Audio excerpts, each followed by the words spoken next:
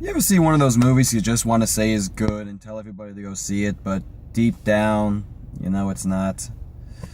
Yeah, that's Birth of the Dragon for you. I can see why it's getting bad reviews, but I feel it deserves a bit more praise than it's getting.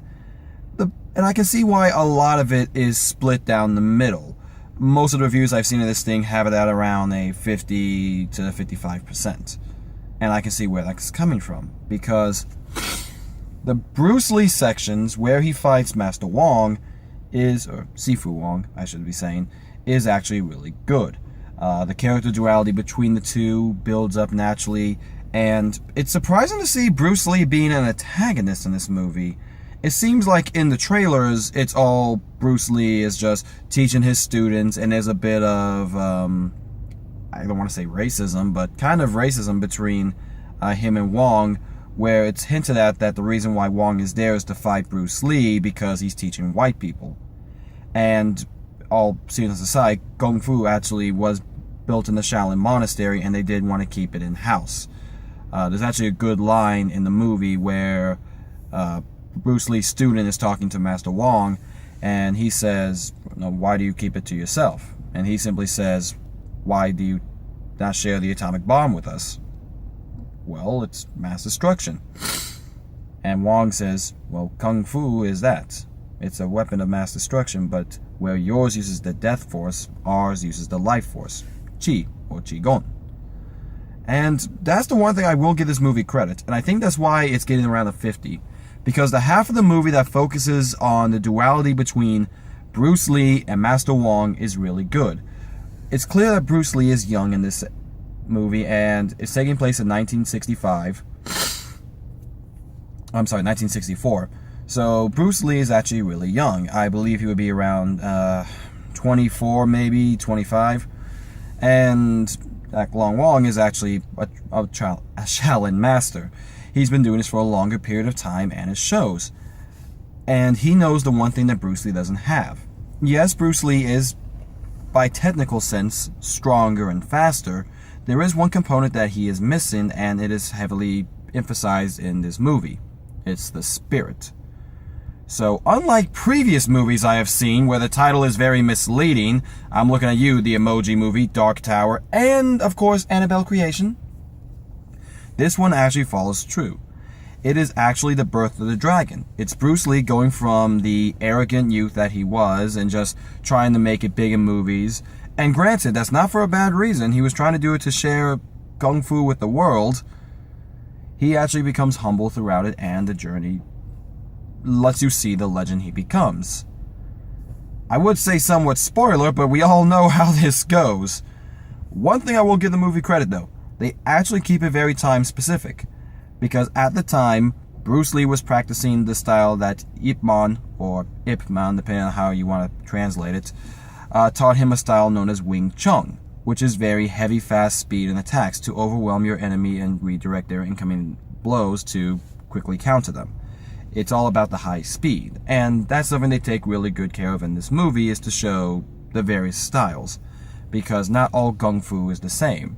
In fact, they even mention that in the movie as well. And that's the one thing I want to get across. This movie has good moments. It has good merit. But I cannot say go see this in the theaters, guys. Just because the other half of the movie, we've seen it before. The man falls in love with the woman owes money to the Chinese triad, and thus she must work for them. They find out, oh no, bad stuff happens, and guess what? Bad stuff happens. And it builds, and we all know how this is going to play out. He's going to try to save her, and she'll get saved in the end. And it just... That was weird. Sorry, phone's ringing out of nowhere. But yeah, here's where most of the movie has an issue with. They try to blend it together, and I'll say this, it does feel like it's Game of Thrones symptoms. The characters are just crossing over into other storylines, but it doesn't feel like one coherent story. It doesn't feel like one coherent movie. And while the action is enjoyable, it only just stems to distract us from the fact that these are two completely different movies going on at the same time. And yes, what it might have overlapping features, there's not really something we can say and connect with. And that's really it, guys. I mean, if you are a martial artist and you actually understand martial arts philosophy and you can overlook that, I would definitely say go see the movie. But to your average moviegoer, yeah, I would skip this. I wouldn't. I personally enjoy it, but like I said, for the average moviegoer, I would say skip this movie. You're not going to miss much. The action is good, but I guarantee you'll find it on YouTube in about 3 months, give or take. Or just wait for it to be on Redbox or TNT, Netflix.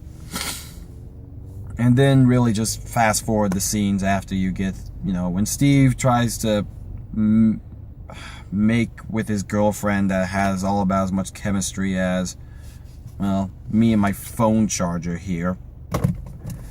Literally is distracting in the movie, guys. So, I want to say it's good, but it's not. If you're gonna really go see it, just be prepared that you're gonna get two movies, and one of them is really good, and the other one, not so good. Yeah, guys. So, we have now hit what I like to call the lull of the movie season. We're getting into the area before we hit to the heavy horror movies, the opening of the fall season, and all the Oscar baiting films we're going to get. So, not going to see a lot of big name titles as I'm reviewing. But, no one guessed last week what movie I'm seeing on Monday. And I will still hold true. I plan to go see a movie Monday. Honestly, one of my favorite movies of all time. And if anybody in the comment section below can guess it, you get to pick one movie I watch for free. That's right. You get to choose what crazy hellish scape I go into and watch. And trust me, there are a lot of bad movies coming out that I will try to avoid with a fiery passion. But if you guess it, it's yours.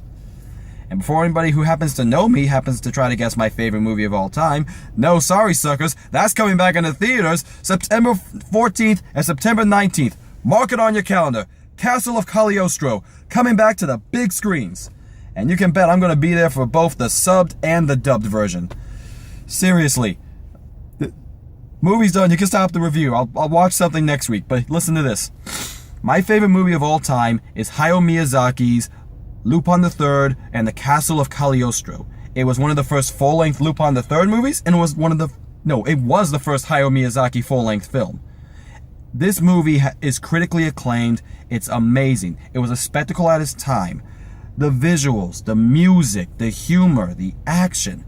It's so perfectly blended together. It's not the best of everything, but it just comes together in a magnificent masterpiece that has to be seen. So please, everybody watching this, even if there's only 14 of you, if my average view count's to be believed, thank you, Transformers, for throwing that curve off. Go see Castle of Cagliostro when it comes out on September 14th and September 19th. And yes, I will be saying that at the end of these videos from now until it is out. And you can bet I am going to have a review for that one. Just like I intend to review what's in my glove compartment right now for Monday. But you won't probably get it till Tuesday, just letting you know. So yeah, guys. Birth of the Dragon, before I went on that long tangent. I want to say it's good. It's not. It won't be on my top 10 worst list. I can promise you that. Unless I'm really stretching for a number 10. So, until next time, I'm Kevin Riley signing off. See you all next time. And mark your calendars, guys. September 14th, September 19th. Castle of Cagliostro. Go there. Watch it. Have a good weekend. Later.